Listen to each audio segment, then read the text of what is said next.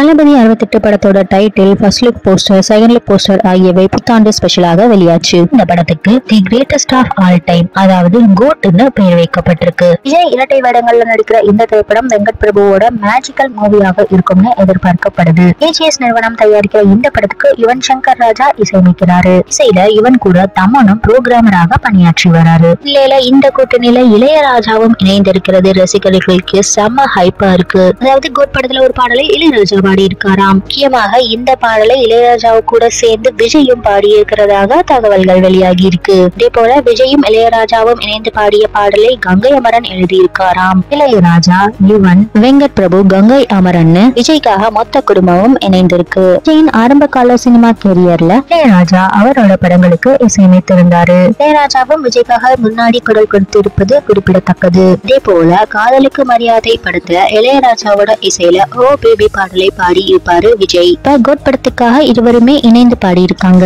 இதன் மூலமாக code commercial சினிமாவாக மட்டும் இல்லாம இசையிலையும் செம்ம வெரைட்டியா இருக்கும்னு ரசிகர்கள் எதிர்பார்த்து காத்திருக்காங்க. ஏற்கனவே கோட் படத்தோட ஃபர்ஸ்ட் சிங்கிளோட கம்போசிங்கை முடிச்சிருக்காரு யுவன். இதன் மூலமாக முதல்ல ஒரு குத்து பாடல், அடுத்ததா விஜயும் இளையராஜாவும் இணைந்து பாடிய மெலடி பாடல் வெளியாக இருக்கலாம்னு எதிர்பார்க்கப்படுது.